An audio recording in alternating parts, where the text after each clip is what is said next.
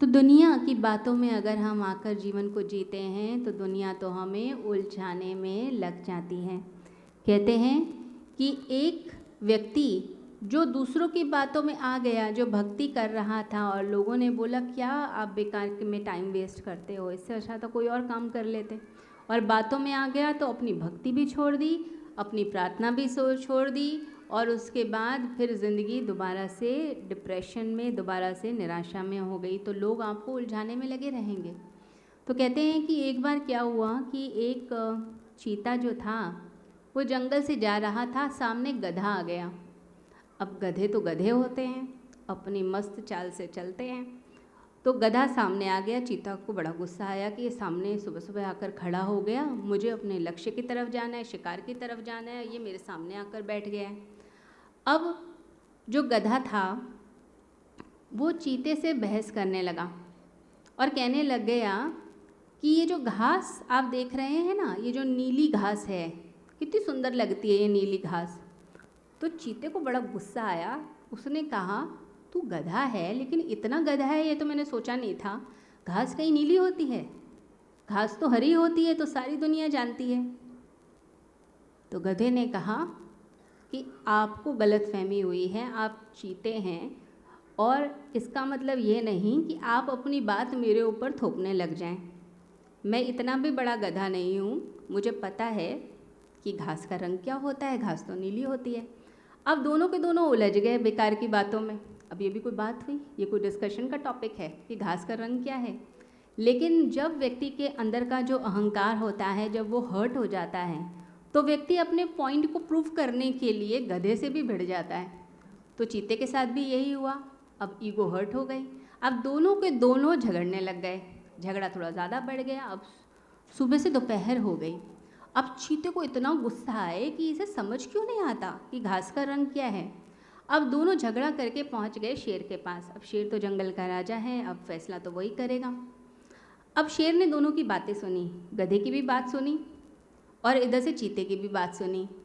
अब शेर ने जैसे ही गधे की तरफ देखा, वो मुस्कुराया और उसने कहा कि आप ठीक कहते हैं, आप जो बोल रहे हैं आप ठीक कहते हैं, आप जाइए। अब गधा तो बहुत खुश हो गया, जंगल के राजा ने मोहर लगा दी मेरी बात के ऊपर, और वो खुशी खुशी वहाँ से सारी बहस छोड़कर चला गया। अब चीता मायूस खड़ा हुआ था कि ये मेरे साथ क्या हुआ, ये क्या बात हुई, बिना बात के मैं बहस में पड़ गया और ऊपर से यहाँ पर निर्णय मेरे खिलाफ जा रहा है। घास का रंग तो हरा ही होता है और ये शेर जो है मेरे खिलाफ कैसे बोल रहे हैं। शेर ने फ़ाइन लगा दिया और कहा कि 10,000 रुपये का फ़ाइन भरो और उसके बाद जाओ। अब चीता रोने लग गया शेर के सामने और कहने लगा मैं फ़ाइन तो भर दूंगा, लेकिन आप एक बात बताओ कि सही कौन है, गलत कौन है। अब ज़ोर ज़ोर से रोने लग गया। तो शेर जो था उसने उसे कहा कि पहले तो तू अपनी शक्ल देख आईने में, तूने अपना हाल क्या बना लिया है। सुबह से तू एक गधे से लड़े जा रहा है घास के रंग के लिए, ये भी कोई लड़ाई की वजह? तूने अपना हाल क्या बना लिया। सुबह से इतना उदास, इतना निराश और इतना डिप्रेस तू घूम रहा है। अपनी शक्ल देख जाकर आईने में और अपने स्वरूप को समझ कि तू क्या है। तू चीता है, चीता। इतना टैलेंटेड, इतना होशियार, तेरी जो चाल है, तेरी जो गति है, तेरा जो टैलेंट है, वो टैलेंट कोई गधा सपने में भी नहीं सोच सकता कि उसके पास प्राप्त हो जाएगा। एक गधा गधा ही रहेगा, वो ना तो वो घोड़ा बन सकता है और चीता बनना तो उसके लिए असंभव ही है। तेरा इतना टैलेंट होकर और इतना तू होशियार होकर तू गधे से लड़ रहा है, अपना टाइम वेस्ट कर रहा है, अपने टैलेंट को वेस्ट कर रहा है और डिप्रेस हो रहा है।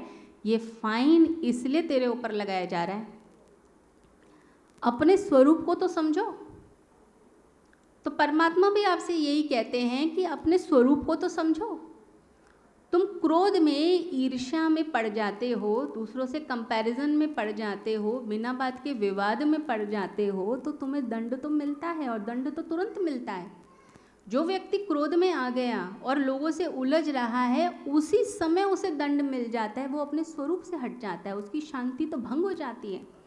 तो लोग आपकी शांति भंग करने के लिए बैठे हैं और आप क्या करते हैं, आप अपने टैलेंट को, अपने अंदर जो भगवान ने आपको ऊर्जा दी है उसको खुद ही वेस्ट कर देते हैं, खुद ही उस ऊर्जा को ख़त्म कर देते हैं और लोगों की बातों में आ जाते हैं। लोग आपको कहते हैं क्यों आप ध्यान करते हैं, क्यों भक्ति करते हैं, क्यों गुरु का नाम लेते हैं, लोग आपको समझा देते हैं और आप उलझ जाते हैं, आप उनकी बातों में आ जाते हैं या फिर विवाद करने लग जाते हैं या फिर नाराज़ हो जाते हैं और उसके कारण क्या होता है, टैलेंट आपका ही वेस्ट होता है।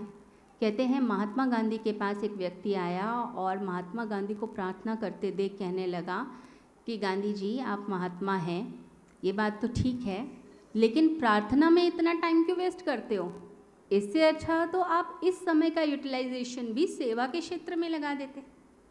तब गांधी जी समझ गए कि ये मुझे उलझा रहा है। तो गांधी जी ने कहा अगर मैं प्रार्थना ना करूं तो मुझे वो शक्ति ही नहीं मिलेगी कि मैं सेवा करूं। ये सेवा करने की शक्ति ही मुझे परमात्मा देता है, मेरे प्रार्थना देती है। तो आपके ऊपर डिपेंड करेगा कि आप जो है उलझना चाहते हैं या फिर सुलझना चाहते हैं। तो सुलझना ही ज़िंदगी है और जो सुलझना सीख गया, अपने लक्ष्य की तरफ ठीक से चलना सीख गया, उसकी ही लाइफ सफल होती है और वही अपनी ज़िंदगी को अर्थपूर्ण बनाता है। तो आपको भी यह बात खुद ही समझनी पड़ेगी। जो वेस्ट लोग हैं, जो बेकार के लोग हैं, जो गधे तरह के लोग हैं, मूर्ख लोग हैं, उन लोगों से बचकर चलने की कोशिश, उन्हें अवॉइड कीजिए। बिना बात के बहस करना, नाराज़ होना, विवाद में फंसना, उससे कुछ भी नहीं होने वाला है, आप ही का टाइम वेस्ट होगा।